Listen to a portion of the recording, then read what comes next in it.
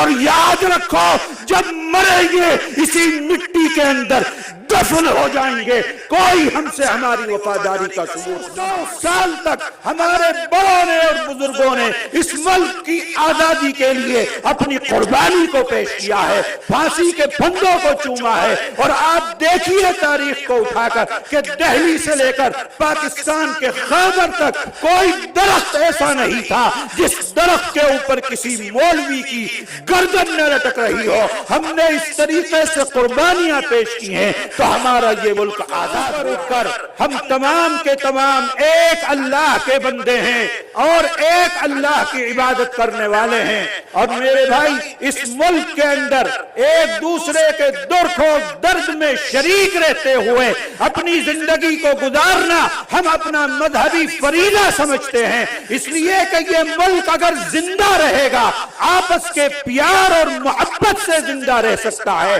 اگر یہ پیار ختم ہو گیا، اگر یہ ایک دوسرے کا تعلق ختم ہو گیا تو یہ ملک پھر کبھی بھی زندہ نہیں رہ سکتا، یہ ملک کبھی بھی آگے نہیں بڑھ سکتا ہے۔ اس ملک کی آزادی کے لیے قربانیاں جو دی گئی ہیں وہ صرف غیر مسلموں نے نہیں دی، وہ صرف سکھوں نے نہیں دی، وہ صرف کسی دوسرے دھرم کے ماننے والوں نے نہیں دی، بلکہ تمام لوگوں نے، چاہے مسلمان ہو، ہندو ہو، جینی ہو، سردار ہو اور دوسرے تمام کے تمام مذہب کے ماننے والے جو اس ملک کے اندر رہ رہے ہیں، ان تمام نے بند مٹھی کی طرح جب باہر نکلے تو یہ ملک انگریزوں کی غلامی سے نجات پا سکا ہے۔ اگر تمام کے تمام لوگ ایک بند مٹھی کی طرح باہر نہ نکلتے، ایک جگہ آ کر انگریز کا مقابلہ نہ کرتے تو یاد رکھو یہ ملک کبھی بھی آزاد نہیں ہو سکتا تھا۔ ہمیں یہ کہنے میں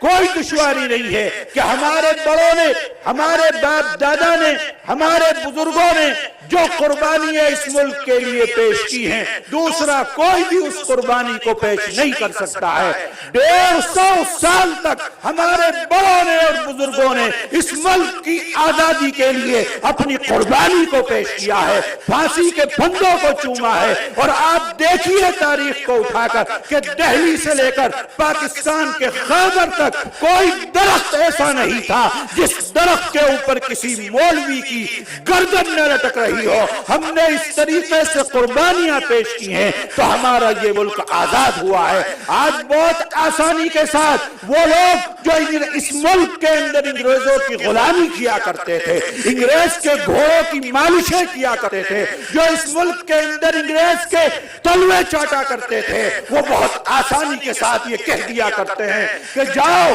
پاکستان چلے جاؤ۔ میں ان کو یہ کہنا چاہتا ہوں کہ اسی وطن کی خاک سے ہیں، اسی خاک میں ملائے جائیں گے، نہ بلائے آپ کے آئے تھے نہ نکالے آپ کے جائیں گے۔ بہت خوب، بہت خوب۔ یہ ہمارا اپنا ملک ہے،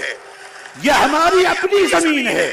یہ ہماری اپنی دھرتی ہے۔ ہم پیدا ہوئے اسی ملک کے اندر پیدا ہوئے، بڑے ہوئے اسی ملک کے اندر بڑے ہوئے، جوان ہوئے اسی ملک کے اندر جوان ہوئے۔ میرے بھائی ہم اگر نماز پڑھتے ہیں تو پیشانی کو اسی مٹی کے اوپر رکھ اپنی وفاداری کا ثبوت پیش کرتے ہیں، اور یاد رکھو جب مریں گے اسی مٹی کے اندر دفن ہو جائیں گے، کوئی ہم سے ہماری وفاداری کا ثبوت نہ مانگے۔ جمعیت علماء ہند، جمعیت